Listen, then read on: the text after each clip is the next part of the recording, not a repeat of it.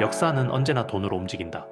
우리가 배워온 전쟁사, 정치사, 왕조의 흥망은 결국 겉모습일 뿐이다. 겉으로는 황제가 바뀌고 전쟁이 일어나고 권력이 이동하는 것처럼 보이지만 그 안쪽을 들여다보면 언제나 흐르는 줄기는 같다.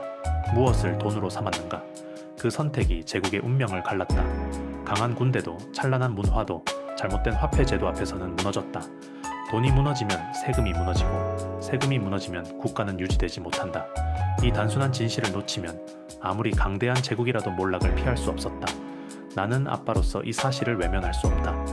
내 아이들에게 어떤 세상을 물려줄 것인가? 결국 내가 붙잡아야 하는 건 돈의 본질이다. 그리고 그 본질을 이해하는 길은 역사가 이미 보여준 교훈 속에 있다. 오늘 나는 은본위제를 고집하다 무너진 명나라와 청나라의 이야기를 하려 한다. 그리고 그 교훈이 오늘날 달러 체제, 그리고 비트코인의 의미와 어떻게 이어지는지 말해보려 한다. 좋아요, 구독, 알림 설정을 눌러주시면 더 좋은 콘텐츠로 찾아뵙겠습니다. 여러분의 응원이 콘텐츠 제작에 큰 힘이 됩니다. 16세기 명나라는 세금과 부역을 은으로만 받기로 했다. 일조 편법이라는 제도였다. 겉으로는 합리적이고 효율적으로 보였다. 일본 은광, 스페인 신대륙의 은이 쏟아져 들어오고 있었으니까. 세계 무역이 은을 중심으로 돌아가고 있었으니까. 하지만 명나라 안에서는 은이 거의 나오지 않았다. 국가는 바다 건너 은에 의존하게 되었다.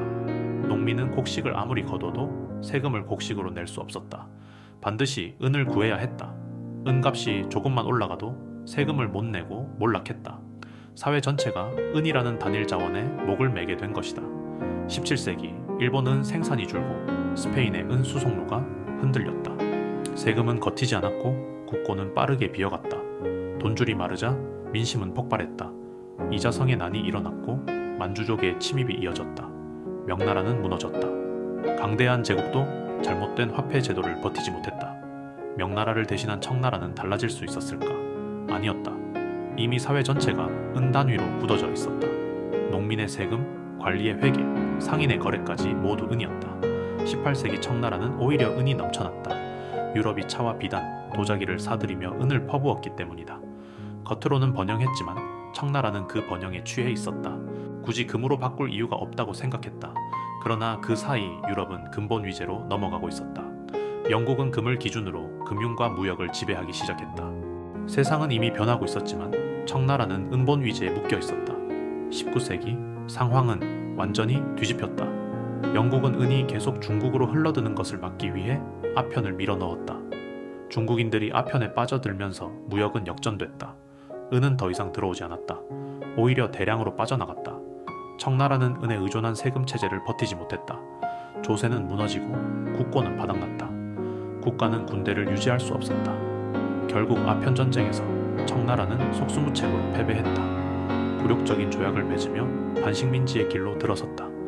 청나라의 몰락은 군사력 부족 때문만이 아니었다. 결정적인 이유는 은본 위제를 고집한 화폐 제도였다. 반면 유럽은 금을 선택했다. 영국은 근본 위제를 확립하며 산업혁명과 무역 패권을 장악했다. 금은 누구도 부정할 수 없는 신뢰의 기준이 되었다.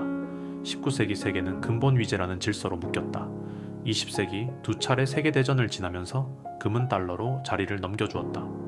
브레턴우즈 체제 아래 달러는 금을 대신해 세계의 기준이 되었다. 1971년 닉슨 쇼크 이후 달러는 금과의 연결마저 끊겼다. 무한히 발행 가능한 종이 본위제가 된 것이다. 겉보기에는 튼튼해 보였지만 그 속은 중앙은행이 마음대로 찍어내는 불안정한 구조였다.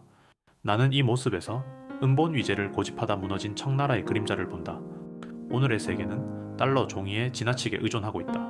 법정 화폐는 무제한 발행이 가능하고 정치적 결정에 따라 가치를 잃는다. 겉보기에는 안전해 보이지만 사실은 취약하다. 명나라와 청나라가 은본 위제를 고집하다 무너진 것처럼 달러 종이 본위제에 의존하는 지금도 균열의 씨앗을 안고 있다.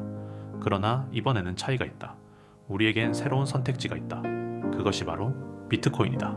비트코인은 발행량이 2100만 개로 정해져 있다. 금보다 희소하고 국경을 넘어 자유롭게 이동할 수 있다. 어느 정부도 임의로 발행할 수 없다.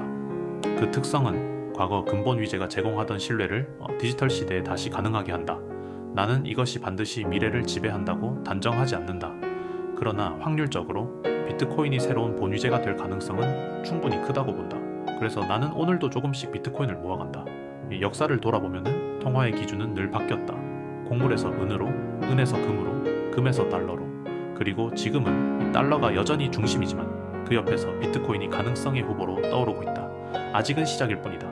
ETF 승인과 제도권 논의는 작은 신호일 뿐이다. 그러나 새로운 질서는 언제나 이렇게 시작됐다. 처음엔 낯설고 미약해 보였지만 결국 신뢰는 옮겨갔다. 나는 그 확률이 충분히 높다고 믿는다. 그래서 오늘도 아이들을 생각하며 비트코인을 쌓는다. 이건 투기나 욕심이 아니다. 역사의 교훈을 따라가는 가장 현실적인 선택이다. 명나라는 은 공급 부족으로 무너졌다. 청나라는 아편으로 은이 빠져나가며 몰락했다. 유럽은 근본 위제를 선택해 세계를 지배했다. 그리고 지금 우리는 달러 종이 본위제 위에 서 있다. 겉으로는 단단해 보이지만 그 속은 불안하다. 시대가 바뀔 때 돈의 규칙도 바뀐다. 그 변화를 읽지 못하면 제국도 무너진다. 나는 내 아이들에게 무너진 제국의 교훈이 아니라 새로운 세상의 가능성을 물려주고 싶다. 그래서 오늘도 나는 조금씩 비트코인을 모아간다.